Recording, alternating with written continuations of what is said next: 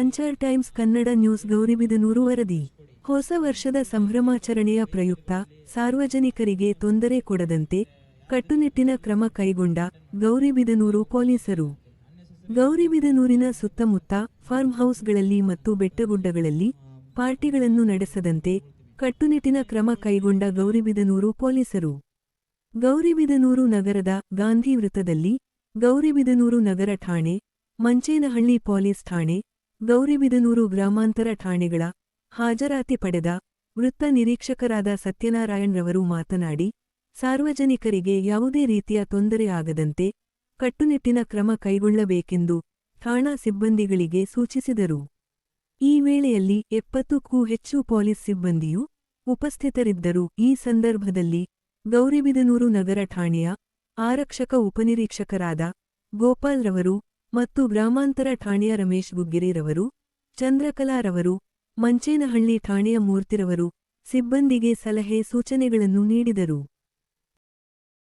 ಬಂದೋಬಸ್ತ್ ಐತೆ, ಎಲ್ಲರೂ ಬರ್ಬೇಕು. ನಮ್ಮವರು 9:30 ನೈಟ್ನವರು ಇರೋರು ಸ್ವಲ್ಪ ಲೇಟ್ ಆಗಿ ಬನ್ನಿ. ಈಗ 2 ಗಂಟೆಗೆ ಹೋದವರು 9:30 ಬೆಳಿಗ್ಗೆ ಬರಬೇಕು.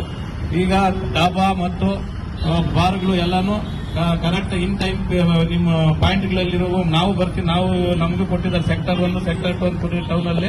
ತಾಲೂಕು ದಂಡಾಧಿಕಾರಿಗಳಿಂದ ಕಡೆಗಳಿಂದ ನೀವು ಬೇಲ್ ಬಾಂಡ್ ಅನ್ನ ಮುಚ್ಚಳಿಕೆಯನ್ನು ಬರೆಸಿಕೊಂಡು ಯಾವುದೇ ರೌಡಿ ಚಟುವಟಿಕೆಗಳನ್ನು ನಡೆಯದಂತೆ, ಗ್ಯಾಂಗ್ ವಾರ್ಗಳನ್ನು ನಡೆಯದಂತೆ ನೋಡಿಕೊಂಡಿದ್ದೀರಿ. ಇದ್ರ ಮಧ್ಯೆ ಅಲ್ಲಲ್ಲಿ ಸಣ್ಣ ಪುಟ್ಟ ಘಟನೆಗಳು ನಡೆದಿರಬಹುದು. ಅದರಲ್ಲಿ ಪೊಲೀಸರ ಗಣನೆಗೆ ಬರದ ಹಾಗೆ ಅಥವಾ ಪೊಲೀಸರ ಪರಿವು ಇಲ್ಲದಿರೋ ಹಾಗೆ ಕೆಲವು ಘಟನೆಗಳು ನಡೀತದೆ. ಉದಾಹರಣೆಗೆ 4 ಗೋಡೆಗಳ ಮಧ್ಯೆ ಆಗುವಂತಹ ಕೊಲೆ ಪ್ರಕರಣಗಳು, ಗಂಡ ಹೆಂಡತಿ ನಡುವಿರುವಂತಹ ಜಗಳಗಳು, ಇಂಥವುಗಳನ್ನು ನಾವು ಕ್ಯೂರ್ ಮಾಡಲಿಕ್ಕೆ, ಪ್ರಿವೆನ್ಷನ್ ಮಾಡಲಿಕ್ಕೆ ಕಷ್ಟ. ಅದನ್ನು ಹೊರತುಪಡಿಸಿದ್ರೆ ತಾಲೂಕಿನಲ್ಲಿ ಪೂರ್ಣ ವಿರಾಮ ನೀಡಬೇಕು. ಮತ್ತು ಹಿಂದೂಪುರದಿಂದ ಅಥವಾ ಅಲಿಪುರದಿಂದ ಇನ್ನೊಂದು ಮತ್ತೊಂದು ದನ ಸಾಗಣೆ ಇನ್ನಿತರ ಕಾನೂನು ಮತ್ತು ಸುವ್ಯವಸ್ಥೆಗೆ ಸಂಬಂಧಪಟ್ಟಂತಹ ವಿಚಾರಗಳಲ್ಲಿ ಕೂಡ ನೀವು ಮತ್ತಷ್ಟು ಕಾಳಜಿ ವಹಿಸಿ ಯಾವುದೇ ರೀತಿ ಅಂತಹ ವಾಹನಗಳನ್ನು ನಿಯಂತ್ರಣ ಮಾಡಬೇಕು. ನಿಮ್ಮೆಲ್ಲರಿಗೂ ಕೂಡ ನಾನು ಶುಭಾಶಯವನ್ನು ಕೋರ್ತಾ, ಮುಂದಿನ ದಿನಗಳಲ್ಲಿ ನಮಗೆ ಈ ವರ್ಷ 2025ರಲ್ಲಿ ನಮ್ಮ ಒಂದು ಸವಾಲು ಚಾಲೆಂಜ್ ಏನಿದೆ ಅಂತಂದ್ರೆ, ಜಿಲ್ಲಾ ಪರಿಷತ್ ಚುನಾವಣೆ ಇದೆ, ತಾಲೂಕು ಪಂಚಾಯತ್ ಚುನಾವಣೆ ಇದೆ. ಅವುಗಳನ್ನ ನಾವು ನೋಡಬೇಕಾಗ್ತದೆ.